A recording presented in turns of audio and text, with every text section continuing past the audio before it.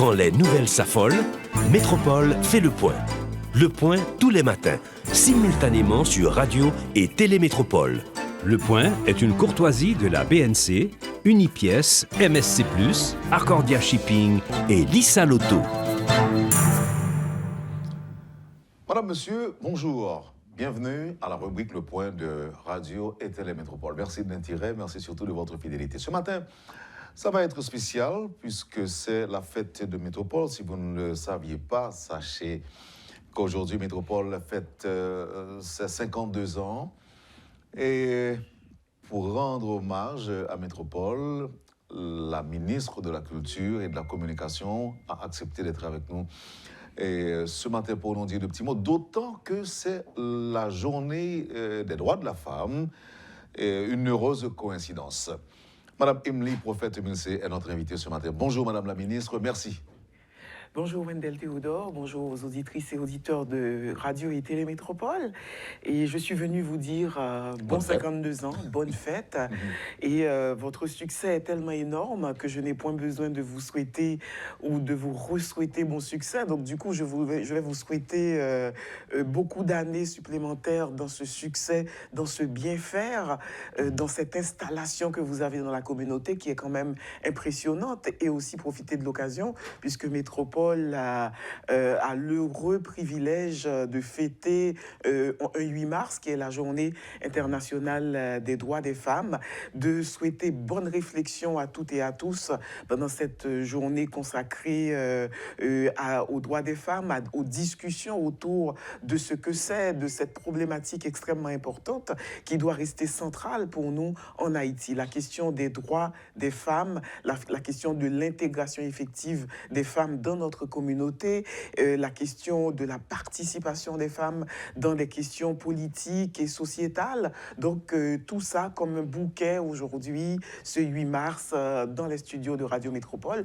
Et je vous remercie, Wendell Théodore, d'avoir bien voulu me recevoir. Je vous en prie, Madame la ministre. Alors, j'ajoute que Sophia Désir, une ancienne collaboratrice, sera avec nous dans un second temps. Et toujours à l'occasion de la Journée des femmes et surtout à l'occasion de la fête de Métropole. Alors, je vous ai dit tantôt, Madame la ministre, qu'il y a beaucoup de victoires déjà remportées dans le cadre de la lutte pour l'émancipation de la femme. J'avais dit en Haïti, mais vous avez ajouté à l'étranger surtout. Oui, à l'étranger surtout, puisque là, il y a quelques 4-5 ans, à la faveur d'un événement extrêmement malheureux où on a découvert qu'un grand producteur de cinéma, adulé par des milliards de gens, ce n'est pas peu de le dire, était en fait un grand prédateur. Donc, il y a un mouvement mondial qui est né avec MeToo, avec Balance ton port et d'autres petits mouvements périphériques qui a vraiment mis la question de la femme, la question des questions autour de ce que subissent les femmes dans les milieux du travail, et beaucoup d'autres questions sont venues se greffer à cela. Donc il y a eu un très très grand débat et on a vu les femmes sur les marches de Cannes, on les a vues à Hollywood, on les a vues un peu partout dénonçant des prédateurs, et il y a beaucoup de têtes qui sont tombées entre-temps. Et ce débat, il y a des circonstances malheureuses qui l'ont provoqué, mais ce débat a été extrêmement important. Mais la question de l'émancipation des femmes, la question de la participation des femmes dans la vie publique un petit peu partout se pose depuis des années, et de plus en plus avec satisfaction, on voit des jeunes femmes, particulièrement dans les milieux universitaires en Haïti, je les suis avec beaucoup d'attention, se positionner et aussi revendiquer un certain nombre de droits. Donc ça fait énormément de bien à la société. Parce que signalons, Wendell, que ça ne fait pas du bien qu'aux femmes, ça fait du bien à la société en général, qui devient plus équilibrée, qui devient plus... La société, à moins que vous parliez de la société universelle, moi je dirais tout simplement, ça fait bien à à l'humanité. Ça fait du bien à l'humanité. Moi, comme je parlais du lieu d'Haïti, donc des jeunes femmes qui de plus en plus réfléchissent, participent à des débats et s'organisent aussi, parce que nous comptons depuis quelques années beaucoup de petites organisations de femmes, d'organisations où les jeunes femmes, elles savent, elles ont envie d'intégrer d'autres personnes, elles ont envie que les regards sur les femmes en général changent dans une société patriarcale. Et là, et voilà, ce 8 mars, chaque 8 mars est important. Et voilà, donc ce 8 mars, nous avons vu, mais grâce beaucoup aussi aux réseaux sociaux, ce qu'il s'est passé ces derniers mois, ces dernières années dans nos communautés. Moi, je vois les victoires, et les victoires pour... en fait, je dirais pour étayer nos dires. Aux États-Unis, par exemple, on a Kamala Harris, on a aussi une femme qui vient d'être nommée juge à la Cour suprême. Chez nous en Haïti, avec Erta Pascal Trouillot, on a eu une présidente femme. Aujourd'hui, c'est... Emily Prophète, ministre, il y en a eu beaucoup, il y en a eu pas mal. En République dominicaine, un exemple au hasard, il y a aussi l'épouse à 2 reprises de Léonel Fernandez. Malheureusement, ils sont actuellement divorcés. Et la beauté de l'histoire, c'est que l'ancien mari et l'ancienne épouse vont les deux se porter candidats à la présidence. Eh bien, ça, c'est très, très bien.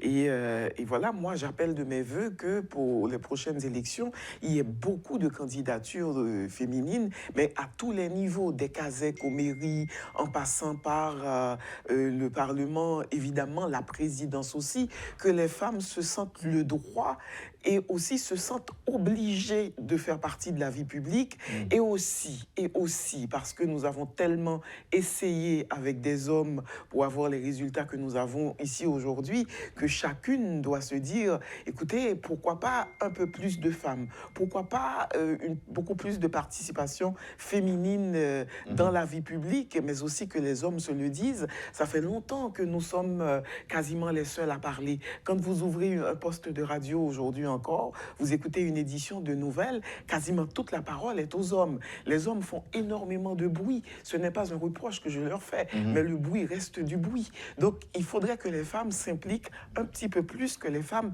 participent un petit peu plus et cherchent et trouvent cet équilibre. Et qu'elles cessent aussi d'être timides. Qu'elles cessent d'être timides. Mais le système a été organisé depuis des siècles pour que les femmes restent dans leur coin, pour qu'elles restent timides. Et aujourd'hui, elles doivent comprendre que le temps est venu de parler, parce que justement, les hommes ont fait trop de bruit. Donc voilà, il est temps que les femmes arrivent avec leurs idées, arrivent avec cette parole qui peut-être n'a pas encore été dite. Je veux bien profiter de l'occasion pour saluer Madame Marie-Laurence Jocelyn-Lassay. Que je salue aussi, c'est quelqu'un qui a énormément fait, qui a beaucoup lutté, et c'est à elle que nous devons cette loi qui n'est toujours pas totalement appliquée, des 30% de femmes dans l'administration publique. C'est quelqu'un qui a beaucoup travaillé, non seulement pour les droits des femmes, mais aussi dans les domaines de la culture et de la communication. On a souligné les failles dans la lutte. Qu'est-ce qui manque, par exemple? Est-ce qu'il y a un point sur lequel on devait, en quelque sorte, mettre l'accent dans la lutte pour l'épanouissement de la femme? Qu'est-ce qu'on n'a pas fait? Il y a beaucoup de choses qui n'ont pas encore été faites. Déjà, il faut repenser l'éducation des garçons. Voilà, et là, c'est une responsabilité qui doit être prise. Et il y a beaucoup d'efforts à faire au niveau du système éducatif. Il y a beaucoup de choses à dire aux parents, aux mères et aux pères. Il y a un discours qu'il faut changer. Voilà, il faut changer les discours. Il faut que nous voyions les choses différemment. Il faut aussi que les femmes commencent vraiment à se dire, mais écoutez, il n'y a pas de raison. Il n'y a pas de raison. Il faut que ce système puisse s'ouvrir un petit peu plus et exploiter toutes les potentialités qu'il a. Parce que quand on parle de femmes, quand on parle de personnes à part entière, absolument égales aux hommes, avec des capacités, avec des savoir-faire qui seraient extrêmement importants pour la communauté. Donc il faut interroger le système, il faut changer de discours, il faut aussi que dans les administrations publiques ou privées, il y ait plus d'ouverture pour les femmes. Déjà, on devrait respecter cette loi dont on parlait tout à l'heure, que nous devons à Madame Lassègue quand elle était ministre à la condition féminine. Donc il y a énormément de choses à faire, mais de petits efforts, mais de petits efforts en petits efforts. Un jour, on va, un 8 mars, comme ça, je viendrai dire bonne fête à Radio Métropole, et puis on va se dire, on va peut-être se décerner quelques satisfecit en Haïti pour dire, écoutez, nous, on a fait ça, on a ouvert des portes, et voilà, et à ce jour-là, on parlera des efforts qui ont été faits dans les administrations, d'une présence féminine plus grande, mais aussi d'un pays qui a considérablement changé parce qu'on a permis aux femmes d'ajouter ce qui manque depuis toujours. Bon, c'est vrai qu'il y a longtemps que vous êtes dans l'administration publique. Bon, je ne vais pas dire que vous vous attendiez à devenir ministre en 2022.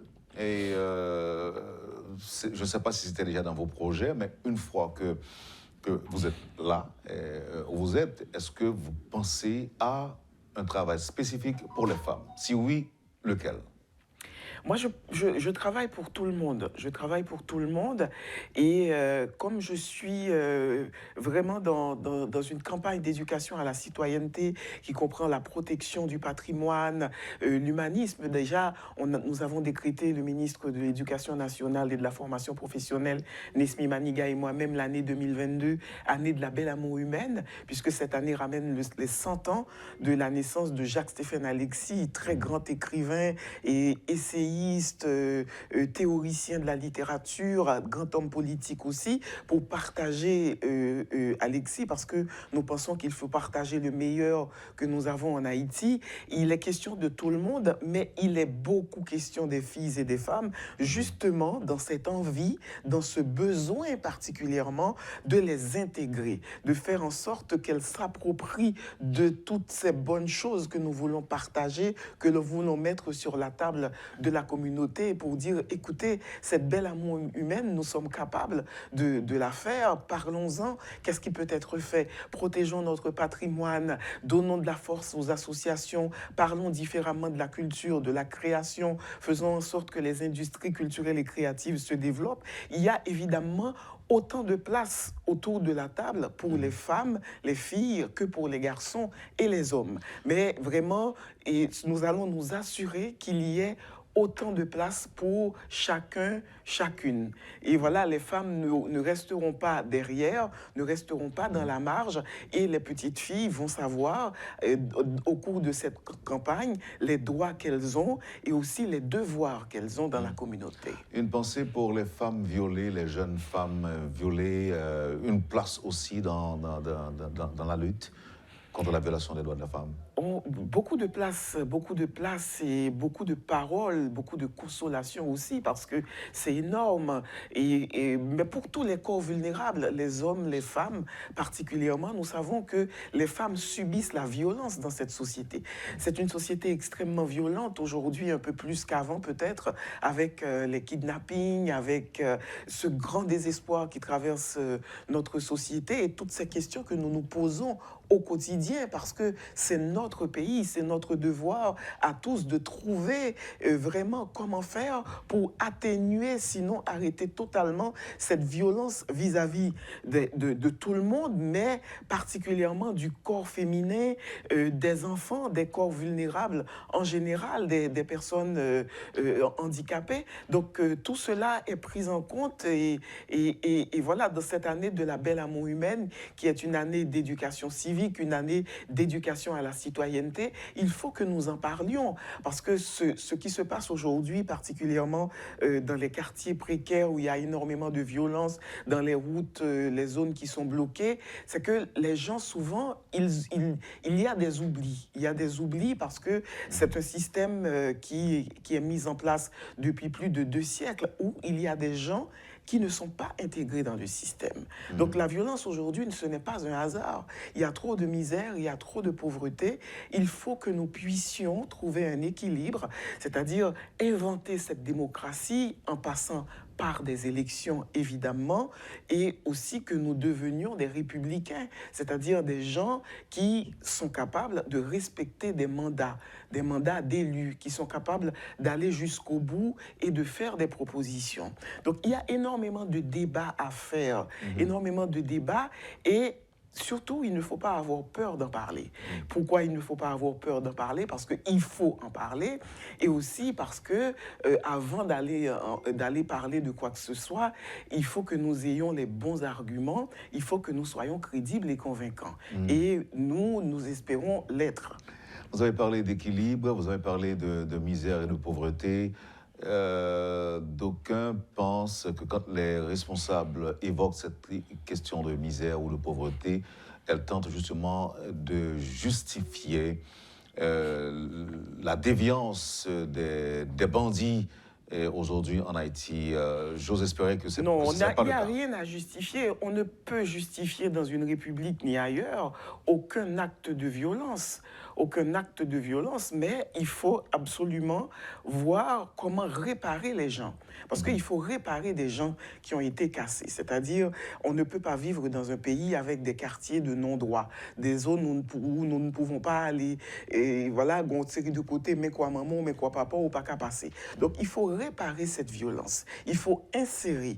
Il faut punir aussi. Mais comment le parce faire? Que la violence aussi, et prendre la place, la violence se généralise quand il n'y a pas de sanction derrière. C'est ça aussi. Et quand on ne peut pas sanctionner, il y a... cela s'étend. Donc, comment faire? C'est vraiment construire cette démocratie en faisant en sorte que tout un chacun comprenne... Permettez-moi de vous interrompre. On pourra aussi vous dire que ça fait déjà plus d'une trentaine d'années depuis qu'on fait l'expérience de la démocratie en Haïti. Voici donc les résultats. Elle n'a pas abouti. Cette expérience n'a pas abouti. On a eu des coups d'État en enfilade. Mais comment nous remettre sur les rails véritables de la démocratie aujourd'hui? Aujourd'hui, il faut que nous allions vers des élections, ça je l'ai dit, et il faut créer des institutions ou renforcer les institutions. Des élections qui ne sont pas encore possibles, Madame la Ministre. Elles le seront, elles doivent l'être, puisque nous sommes une république. Nous sommes une république, il faut que chacun y mette du sien. On en a eu des élections qui ont fâché beaucoup de monde, qui ont été contestées, certes, mais on en a eu. Donc aujourd'hui... Oui, mais on n'était pas dans cette situation non plus, où certaines zones sont contrôlées par les gangs, les bandits. Moi, ça fait déjà des mois que je n'ai pas pu me rendre, notamment à Jacmel, dans ma ville.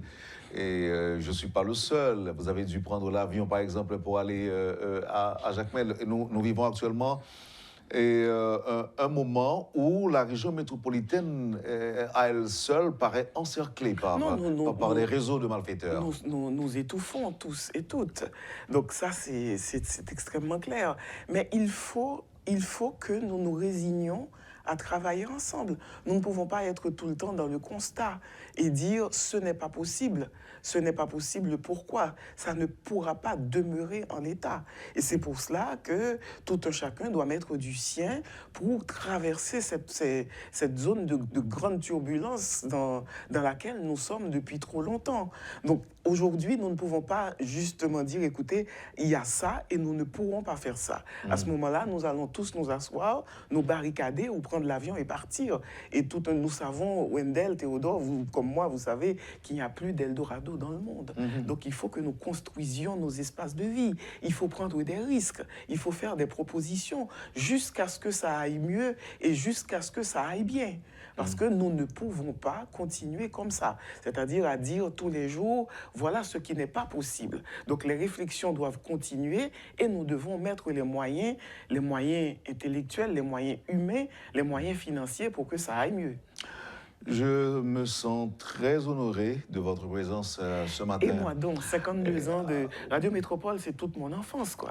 Oui, vous avez grandi avec... J'ai grandi avec Radio Métropole. Et quels sont les meilleurs souvenirs que vous avez de Métropole? Oh, il y en a tellement. Il y a Jean Camille, il y a Herbie Widmayer, il y a des voix mythiques qui sont passées par... Vous vous souvenez par exemple de Roy Les Voilà?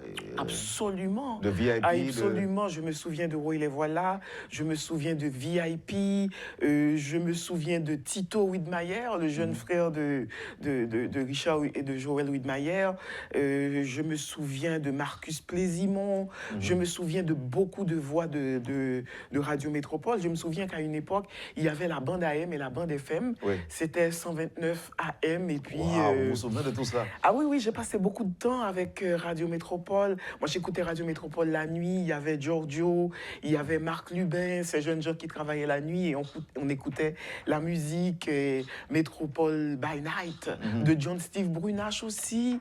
Voilà, mais Jean Camille, il était très très particulier avec l'émission la plus longue du monde. Donc Métropole, c'était ma grande initiation en fait à la musique parce que Métropole a toujours été très variée, très éclectique. Donc voilà, c'est une très très belle radio et qu'il est demeuré. Qu'il est demeuré parce que Métropole a donné le ton beaucoup à ce que c'est que la radio en Haïti. La radio et voilà, les voix étaient à ce moment-là, à cette époque-là, les voix comptaient beaucoup dans la radiodiffusion. Aujourd'hui, il y a beaucoup de gens qui font de la radio et voilà, et souvent elles disent des choses importantes, de belles choses, mais on sent que la voix faisait défaut. C'est pas qu'elle fait défaut, mais on sent que en fait la voix n'est plus l'élément le plus important. Alors que autrefois sur Métropole et beaucoup d'autres radios aussi, on sentait qu'il y avait d'abord la voix. Il y avait la voix et il y avait ce que la personne portait en elle aussi. Donc voilà, et moi je n'ai que des remerciements à adresser à Radio Métropole pour toutes ces belles soirées, ces belles matinées, tous ces contenus, toutes ces belles propositions. Non mais vraiment c'est une très très belle radio. Et aujourd'hui c'est nous encore qui réveillons chaque matin la ministre. Ah oui, totalement, on écoute tout parce que là aujourd'hui il faut aller écouter, il faut zapper, mais en même temps Métropole demeure essentiel, c'est-à-dire on écoute Métropole et moi je viens d'une autre radio et que j'écoute aussi, j'écoute et mais Métropole. Mais parfois on peut vous obliger à écouter Métropole.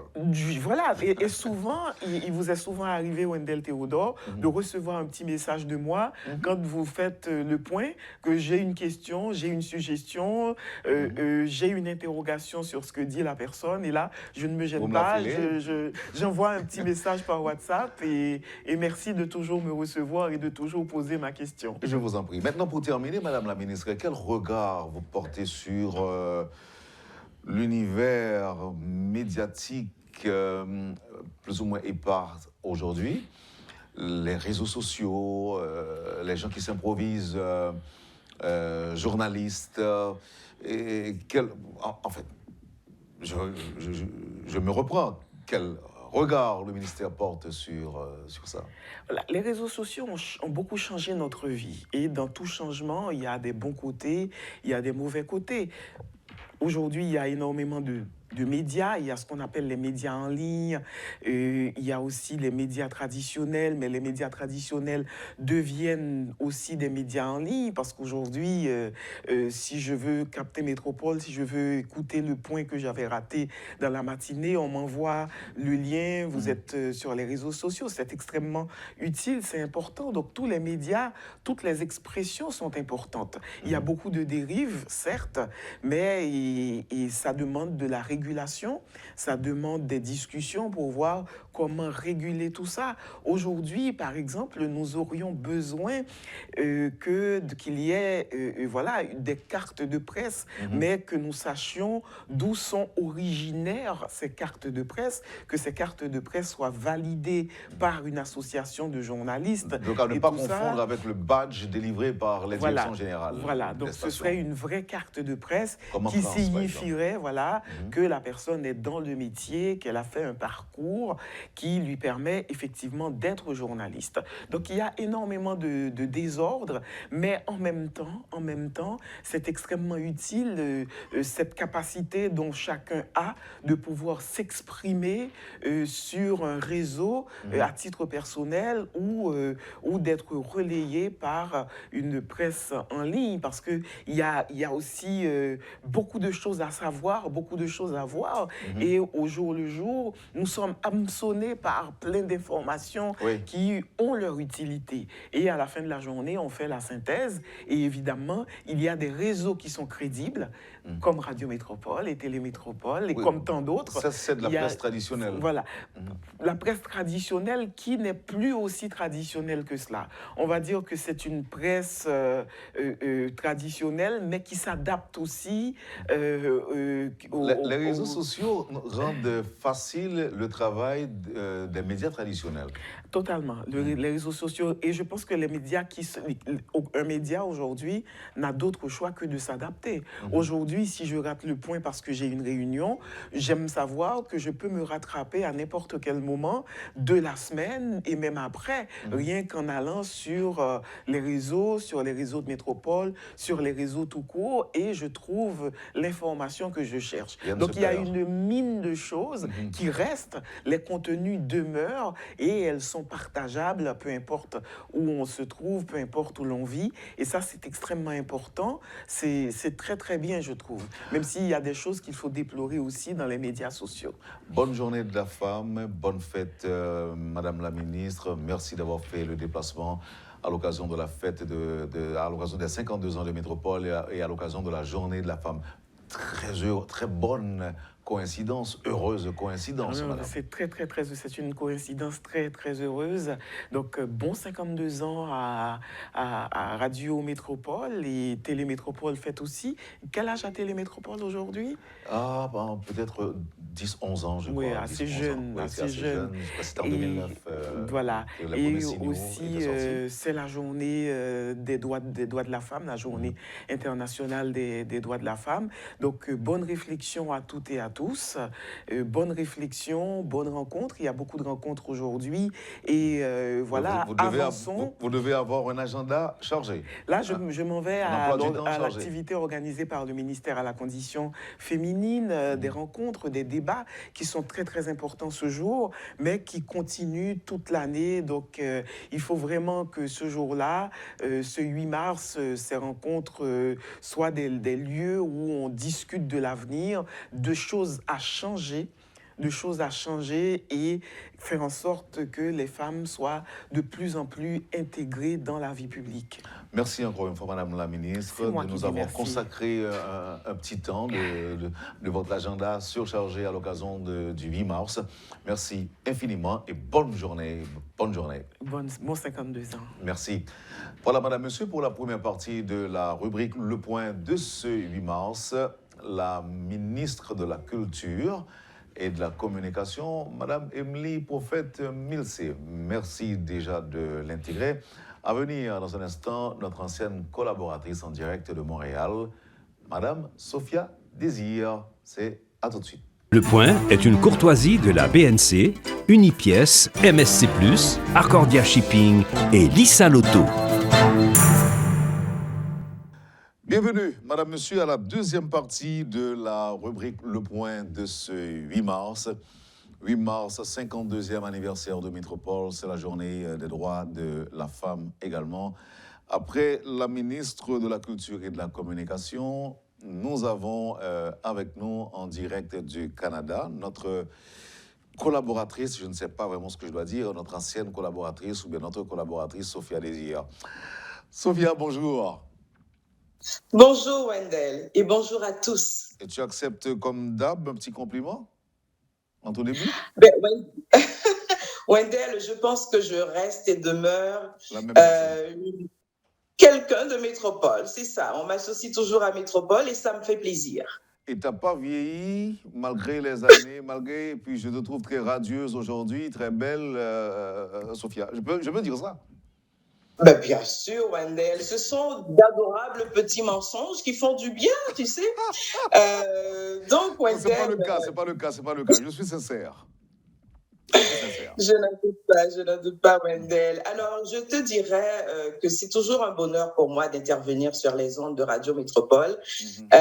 Ceux qui sont dans la trentaine, disons, doivent peut-être garder un souvenir de moi, de mon passage. Un passage très intéressant à Radio Métropole. Et j'interviens toujours avec plaisir sur vos ondes, mais ce matin, Wendell, je dois dire que c'est la première fois que je sens que ce plaisir est quelque peu atténué. Tu sais, je reste très attachée à Haïti. Je suis partie, ça fait déjà, mon Dieu, je ne sais plus combien d'années, on n'est pas loin de 20 ans que j'ai laissé Haïti, mais je reste attachée à mon pays. Et ces jours-ci, Wendell, les nouvelles que nous écoutons d'Haïti, ça n'a rien de réjouissant. Et donc, ça finit par atténuer le plaisir qu'on a d'intervenir. J'interviens toujours avec bonne humeur. C'est cette bonne humeur qui est, je dirais, caractéristique de ma personnalité, de l'être que je suis. J'aime rire. Mais vraiment, aujourd'hui, quand on pense à Haïti, on ne peut plus être aussi joyeux, dirais-je. Et puis, il y a aussi, évidemment, les nouvelles à l'échelle internationale qui ne sont guère réjouissantes non plus, avec cette guerre qui vient d'éclater entre la Russie et l'Ukraine, quand on voit toutes ces familles qui sont arrachées de leur quotidien. Évidemment, il n'y a rien de comparable, je dirais, à Haïti, mais d'une certaine façon, ça me fait penser que j'ai moi aussi été arrachée de mon pays. Et puis, en dernier lieu, il y a cette pandémie qui n'a pas dit son dernier mot. Hein. Oui. Ici, on compte toujours par dizaines les gens à l'hôpital. On sort à peine, on commence à voir le bout du tunnel, on sort à peine de cet isolement dans lequel on s'est retrouvé pendant, mon Dieu, plus de 2 ans. Et ça finit par atteindre la bonne humeur de quelqu'un. C'est ça. C'est comme si vous avez entendu, Sophia, les propos de Richard Widmayer, PDG de la station, qui a fait état de la situation en Haïti aujourd'hui, situation marquée à l'encre forte pardon, par le kidnapping et l'insécurité. Il a parlé aussi de la crise en Ukraine. Tout ça fait un paquet qui mine notre existence aujourd'hui. Voilà pourquoi on n'a pas totalement le cœur en fête. Il n'y a rien vraiment à célébrer, même si on a 52 ans. Alors, pour revenir vers nous, vous avez permis que l'on se vouvoie. Tu vas arrêter avec ce vouvoiement qui me met carrément mal à l'aise. Très bien. Alors Sophia, on va se tutoyer, rien que pour ton plaisir et le plaisir de nos auditeurs et téléspectateurs. Tes meilleurs souvenirs, ils sont légion, ils sont nombreux. Quand on dit Sophia Désir, on voit le passé au présent. Et quand on parle de Sophia Désir, on voit aussi VIP. Oui. Alors, des souvenirs, mon Dieu, tu le sais, Wendell, on pourrait passer la journée entière à les évoquer. J'en ai beaucoup, mais il va falloir faire un tri. Alors, je te dirais la première journée marquante pour moi à Radio Métropole, c'est le 3 novembre 1994. Et j'allais arriver une semaine après. C'est ça, c'est ce jour-là que j'ai commencé à travailler à Radio Métropole. À l'époque, il y avait Elisabeth Alphonse qui animait Réveil tonique le matin. Ouais. Ouais, je ne sais pas si l'émission existe toujours. Et Oui, j'étais tellement fière. Tellement fière ce jour-là d'entendre Elisabeth qui annonçait que l'équipe du matin allait être renforcée avec l'arrivée de Sophia Désir. Évidemment, c'est un pur bonheur de me retrouver au milieu de gens que j'avais passé des années à écouter. Je parle de Clarence Renoir, Rothschild de François Junior, Gilbert Fonbrun, que j'ai écouté un petit peu ce matin. Ça m'a fait tellement plaisir. Gilbert Fonbrun, c'était aussi l'époque de Bob Lemoine, qui avait une rubrique à la radio. Donc, c'était un pur bonheur et beaucoup de fierté pour la toute jeune fille que j'étais à ce moment-là, de commencer une carrière à Radio Métropole. Donc, première date marquante pour moi, je le dis, donc 3 novembre, après un long week-end, parce que les premiers et 2 étaient des journées fériées. Donc, j'ai commencé ce matin-là à Radio Métropole. Ensuite, il y a eu le 19 septembre 1994. Oui. Je ne sais pas ce qui me suit, c'est l'arrivée des Américains. Il y avait plein... C'est ça.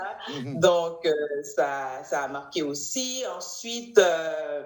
le 31 décembre 1999, je ne sais pas si tu t'en souviens, on parlait beaucoup à ce moment-là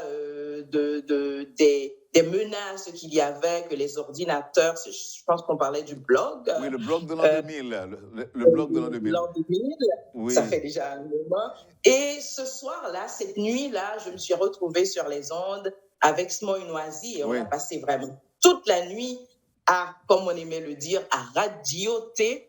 Et on avait vraiment beaucoup d'auditeurs qui nous écoutaient parce que plein de gens, ce soir-là, ne réveillonaient pas. C'était 31 décembre. Alors, pour les jeunes qui nous suivent, il faut dire qu'à ce moment-là, on redoutait une catastrophe. Et c'est pourquoi, justement, on parlait du bug de l'an 2000, puisqu'on allait laisser... le bug de l'an 2000, c'est ça. C'est ça. Donc, on allait laisser un siècle pour traverser sur un autre. Et là, on avait certaines appréhensions, je dirais.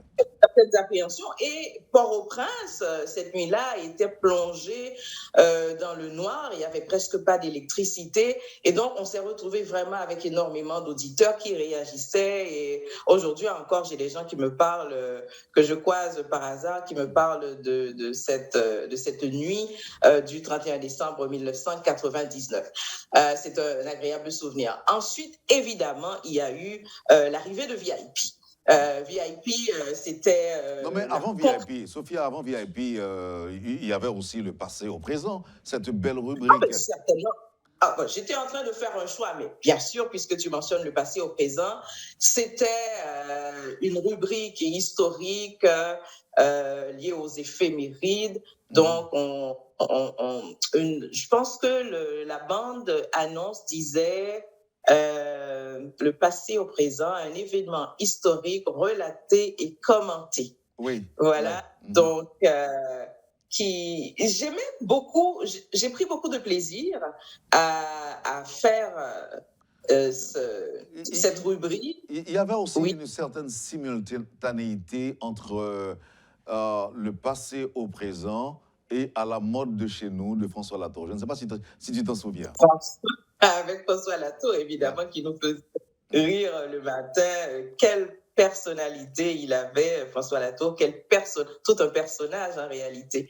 Donc, il y a eu le passé au présent. Je dois dire, Wendell, qu'à l'époque, on n'avait pas encore Internet. On n'avait pas cet accès à l'Internet. Et je faisais mes recherches dans des livres, dans des encyclopédies, des livres d'histoire, et évidemment avec quelques entrevues aussi réalisées ici et là avec des gens qui avaient vécu certains événements. C'était pas comme aujourd'hui. Je me dis toujours que ça aurait été tellement plus facile aujourd'hui de réaliser une rubrique pareille, mais je dormais avec mes livres.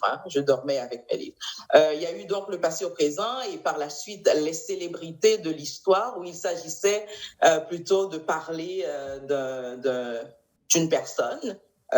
qui étaient rendus célèbres, même ceux qui étaient devenus tristement célèbres. On parlait des politiciens, des artistes, des femmes, des inventeurs, que sais-je.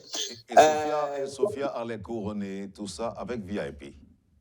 Oui, et puis évidemment, il y a eu VIP. VIP, ça a été, mon Dieu, que du bonheur, parce que j'étais entourée de gens formidables, des gens que j'avais écoutés. Alors, pour les plus jeunes, Wendell, il faut peut-être qu'on remonte l'histoire. Il y a eu, moi j'ai connu le genre feuilleton radiophonique à travers Roy les voilà de Mona Guérin qui était diffusé sur les ondes de Radio Métropole.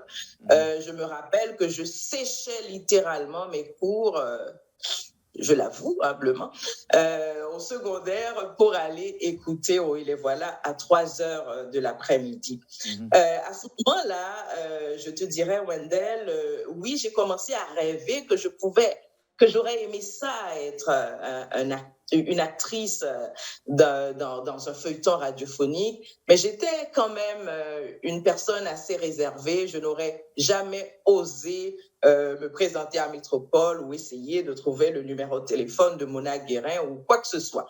Donc, j'appréciais en tant qu'auditrice, je me passionnais pour ce feuilleton. Et plus tard, j'ai eu envie d'écrire, mais je dois te dire qu'au tout début, je rêvais d'un feuilleton télévisé. Parce que c'était aussi la période où on commençait à produire en Haïti. Il y avait des feuilletons du genre Gabel, Petoma, qui passaient à la télé. J'aimais ça et je me suis mise à écrire en rêvant de pouvoir un jour réaliser un feuilleton télé. Et quelques années plus tard, j'ai eu le bonheur de commencer à travailler à Radio Métropole parce que je dois dire que les premières lignes de VIP étaient écrites bien avant que je commence à travailler à Radio Métropole. Ah bon. Et donc, quand j'ai commencé à travailler à Radio Métropole, j'en ai parlé à Smoy Noisy, mon ami Smoy Noisy. À l'époque, on se voyait souvent. Et donc, il m'a dit, Sophia, je pense que ce serait peut-être plus simple si tu allais vers la radio et je serais avec toi dans ce projet. Donc, j'ai revu mes plans et j'ai commencé donc à écrire VIP et ça a été, quand j'en ai parlé à Richard Widmayer, le directeur de Métropole, il m'a dit, écoute, vas-y, fonce et j'espère que tu pourras avoir 5 épisodes par semaine. C'était bien trop intense pour moi. Donc, on s'est résolu à y aller avec 3 épisodes par semaine. C'est tout comme fonce, ma fille, ton père est de ton côté.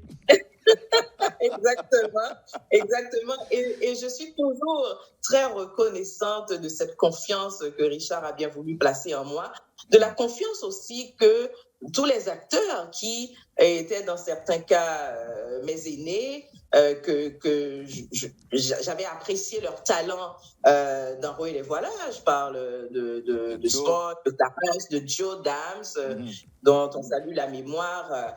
Et tout ce beau monde, ils m'ont tous fait confiance. Et VIP a été ce qu'il a été pendant ces 4 années de pur bonheur, comme je le dis. Je travaillais dans la cuisine de VIP avec Joël Widmayer, qui a eu aussi beaucoup de patience pour nous tolérer, nous supporter. Non, étant donné qu'il est quelqu'un de très exigeant. Exactement, et c'était merveilleux. J'en garde un excellent souvenir. Je dirais que c'était un accomplissement, c'était du pur bonheur, Wendell, vraiment. Tu le sais, et puis toi aussi, tu nous prêtais ta voix de temps en temps pour les résumer, mais tu n'as jamais été un acteur avec nous. Non, sauf dans le film, je crois, que j'ai joué un rôle figurant, oui, je crois. Alors, rapidement, Sophia, il y a un admirateur, quelqu'un qui a travaillé avec toi, qui te fait dire, parce que s'il m'a envoyé le message, peut-être qu'il te l'enverra un peu plus tard, mais c'est pour te dire que tu es exceptionnel ce matin. Je ne sais pas trop pourquoi, mais il va peut-être te le dire. Alors, revenons à VIP. Est-ce que c'était uniquement de la fiction pure? Est-ce que ça n'a rien à voir avec une quelconque réalité, Sophia? VIP? Non. VIP, c'était de la fiction pure et simple, mais inspirée de faits réels. Inspirée de faits réels, c'est sûr que dans notre société, dans ma génération, on a été cette génération de femmes, puisqu'aujourd'hui, c'est la journée internationale des droits de la femme, justement. On est cette génération de femmes qui en voulaient davantage. On voulait une vie professionnelle. Et moi, j'ai incarné le rôle de... J'ai incarné Martine de la Rue, justement, qui était une femme professionnelle qui travaillait à la banque, qui voulait grimper les échelons et qui jonglait entre la vie familiale et la vie professionnelle, avec une ado qui souffrait de son absence et tout ça. Donc, oui, il y avait plein de Martine de la Rue. Il y en a encore, j'imagine, des Grégory Blaise, des hommes qui essaient de profiter de leur situation, de leur pouvoir. Donc, ce sont des choses que, oui, c'était de la fiction, mais personne ne peut nier que ce genre de personnages, on peut les rencontrer soit à son travail, soit parmi ses amis. Donc, c'est ça, c'était des personnages fictifs inspirés de gens réels. À quel point, Sophia, on peut dire qu'Haïti te manque aujourd'hui, si je me réfère à ce que tu as dit au début de l'émission, les angoisses, les amertumes qui aujourd'hui marquent la réalité. Jusqu'où Haïti te manque? Écoute, quand on se réveille 8 mars et qu'il y a une pluie verglaçante dehors, qu'on n'a pas envie de mettre le nez dehors, à ce moment-là, oui, on se souvient d'Haïti. Beaucoup, on se dit que... Mais aujourd'hui, c'est pas mal à Montréal. On ne se dit pas qu'est-ce qu'on a fait pour se retrouver ici, parce que on a le bonheur de vivre sans inquiétude. Je sais que ma fille sort, elle va prendre l'autobus. Je ne suis pas plus préoccupée que cela. Évidemment, il y a des bavures qui peuvent arriver à n'importe quel endroit de la planète, mais je pense qu'aujourd'hui, c'est un cadeau. En comparaison avec la réalité en Haïti, c'est un cadeau de pouvoir se sentir en sécurité. Mais Haïti me manque parce que c'est là que j'ai ma famille, c'est là que j'ai mes amis, c'est là que je faisais beaucoup de choses que j'aimais. Si j'étais toujours en Haïti, peut-être qu'il n'y aurait plus VIP, mais qu'il y aurait d'autres projets aussi exaltants, aussi excitants sur lesquels je travaillerais. Je ne peux pas me plaindre. Oui, je travaille. Oui, je m'amuse un petit peu, mais Haïti, c'est triple, Wendell. Hein? C'est là que j'avais rêvé de grandir, de progresser. C'est là que j'avais rêvé de prendre ma retraite, parce qu'aujourd'hui, il faut commencer à penser à la retraite. Et une fois la sécurité rétablie, une fois la paix revient. Mais c'est ce qu'on se dit toujours, Wendell. Tu sais, en Haïti, on répète à volonté que ça pas capi mal. Barayo pas capi mal, mais quelques jours m'attendais ça et j'ai l'impression qu'il fait carré puis mal. En pile temps que nous attendons ça, justement, on a l'impression que oui, ça peut encore empirer. Et là, ça devient inquiétant parce que je crois pouvoir parler au nom de beaucoup de gens, beaucoup d'immigrants qui rêvent de retourner en Haïti pour leur retraite ou pour des vacances ou pour continuer à travailler professionnellement. Tout le monde rêve des belles plages d'Haïti, du soleil à volonté, cette chaleur qui est une richesse incroyable qu'Haïti peut offrir, mais comme on vient de le dire, on dirait que yo a le plus mal. Chaque fois, il y a plus mal. Et on se demande si un jour, on va pouvoir inverser la tendance, si un jour, on va pouvoir enfin retrouver ce pays que nous chérissons tous. L'autre jour, je pense que c'était la semaine dernière, dimanche dernier, c'est ça, le carnaval en Haïti. Oui. c'est par hasard que j'ai su que c'était le carnaval, alors qu'avant, tout le monde parlait de carnaval, tous les gens voulaient rentrer pour aller passer ces 3 jours en Haïti. Je rêve de pouvoir emmener un jour ma fille au carnaval en Haïti, voir ce carnaval que moi, je savais voir à la télé, tu sais, avec tous ces chars, toutes ces reines. Tu parles de carnaval, tu ne parles pas d'élection. Ah, Wendell, si on entre là, tu sais que moi, je fuis un peu la politique, Wendell. Je sais. Mais c'est triste. Non, c'est parce que tu disais que tu souhaites un jour pouvoir amener ta fille au carnaval en Haïti. Et puis je me suis dit, tu ne penses pas venir aussi participer aux élections, couvrir les élections une fois Wendell, je vais faire comme si je ne t'entendais pas. Merci. La sourde oreille. Sophia. Je vais faire la sourde oreille, justement. Non, mais très sincèrement, Wendell, très sincèrement, moi, je n'ai jamais été attirée par la politique, je dois le dire, et je salue les gens qui ont le courage d'entrer dans la scène. Absolument, je salue le courage de ces gens, mais honnêtement, je n'envie personne au niveau de la politique. Je comprends. Non. Comment te remercier, Sophia, de ta disponibilité aujourd'hui, bien que je n'arrête pas de recevoir je dirais, des petits mots pour toi, des gens qui estiment... Oui, des gens qui estiment que tu es formidable ce matin, que tu es exceptionnel. Et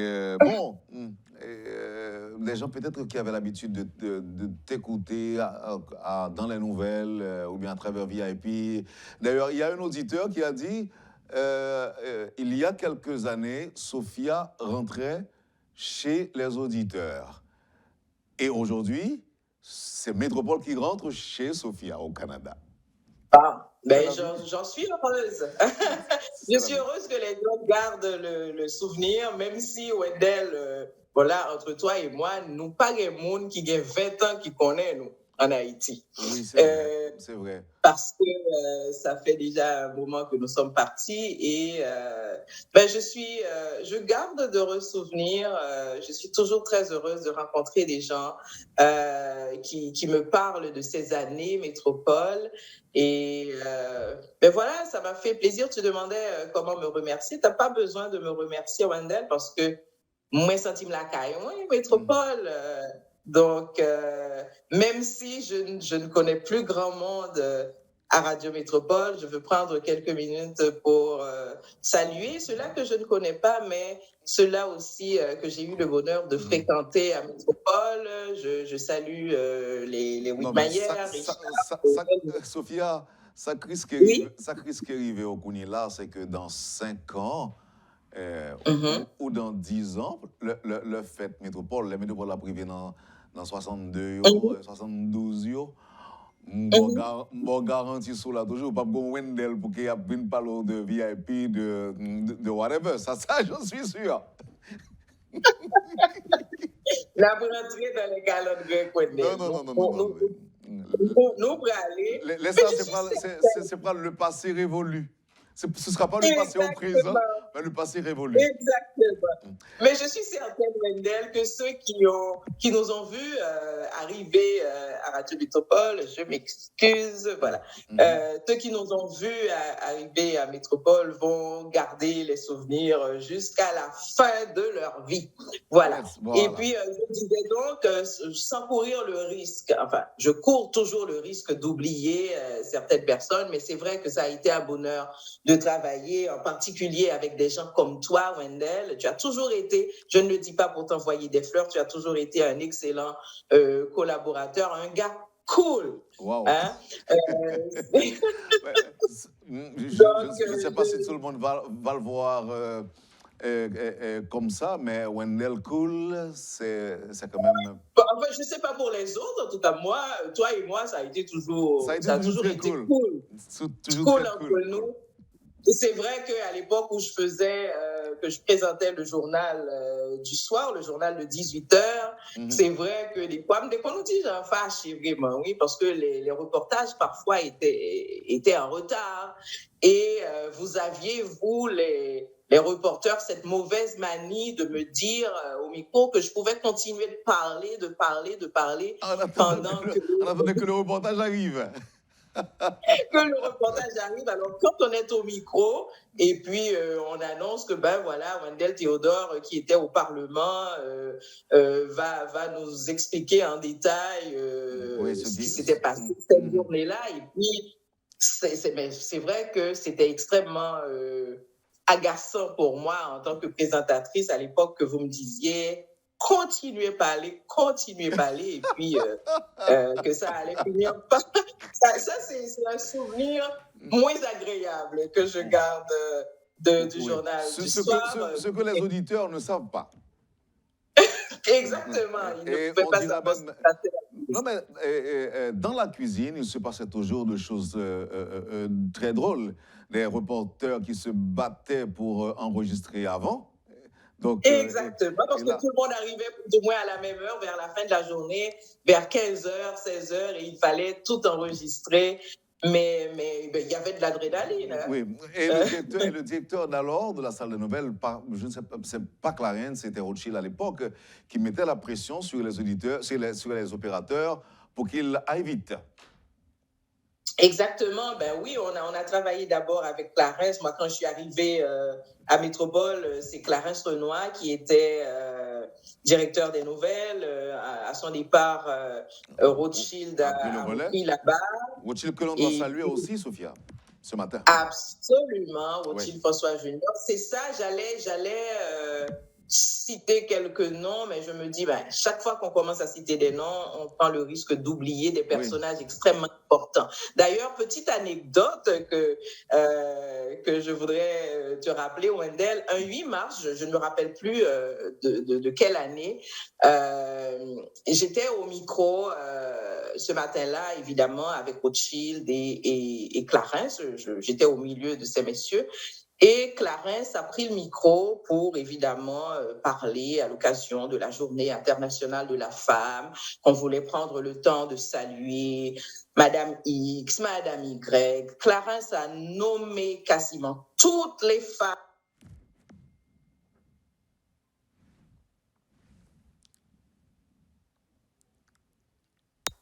Allô, Wendell? Oui. On t'a perdu pendant un petit temps. Oui, c'est ça, je pense que j'avais un appel parce que j'utilise mon cellulaire ça. Pour cette petite intervention, oui. Donc, je ne sais pas si tu avais pu entendre... Oui, Clarence, qui pratiquement nommait... Il a nommé toutes les femmes de la radio, sauf moi. Alors, j'espère qu'il m'entend ce matin. Et tu étais avec lui à l'antenne. Exactement. Donc, alors, Sophia... On doit se quitter, non sans peine, évidemment, car on a été très heureux de t'entendre, les auditeurs et auditrices aussi de Métropole. Ils nous ont suivis avec attention soutenue. Et je veux profiter de l'occasion pour te remercier, Sophia, d'avoir accepté. Alors, aujourd'hui, tu fais du télétravail, c'est ça? C'est pourquoi tu n'es pas au bureau? Oui, je suis en mode télétravail depuis mars 2020. 2020? Ouais, depuis mars 2020. Et on commence à peine à parler de la possibilité de retourner au bureau, mais... je pense qu'on va garder une formule hybride parce qu'il y a beaucoup de gens qui prennent plaisir justement à travailler à domicile, peut-être 2 jours, semaine à domicile et 3 jours au bureau. Mais pour l'instant, oui, on est en télétravail à 100%. À 100%. Et sans indiscrétion, Sophia, tu es dans quel secteur? Éducation? Moi, non. Moi, je travaille actuellement au portail linguistique du Canada. C'est l'organe officiel, l'organe de référence pour les langues officielles au Canada, à savoir l'anglais et le français. Donc, on aura peut-être le temps d'en parler plus amplement à un autre moment, puisque tu étais en train de mettre fin à la conversation. Merci infiniment, Sophia Désir, d'avoir accepté d'être avec nous à Métropole ce matin. Merci et puis bonne fête, Sophia. Bonne fête de femme. Merci à toi, Wendell. Bon anniversaire à toute l'équipe de Métropole. Continuez le bon travail. Merci encore une fois. Allez, j'étais heureux de t'entendre. À bientôt. Au revoir. Au revoir. Vous avez suivi, mesdames, messieurs, la rubrique Le Point de Radio et Télémétropole. C'était une édition spéciale. Dans un premier temps, avec la ministre de la Culture et de la Communication. Et dans un second temps, Sophia Désir était avec nous. Merci, chers amis, pour les beaux vœux, pour les souhaits succulents, comme je l'ai dit ce matin. Merci d'avoir accepté de nous parler. Je vous souhaite une très bonne journée.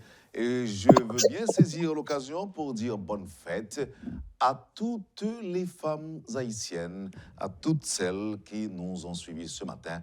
Allez, et à bientôt. Quand les nouvelles s'affolent, Métropole fait le point. Le point tous les matins, simultanément sur Radio et Télémétropole. Le Point est une courtoisie de la BNC, Unipièce, MSC+, Accordia Shipping et Lisa Lotto.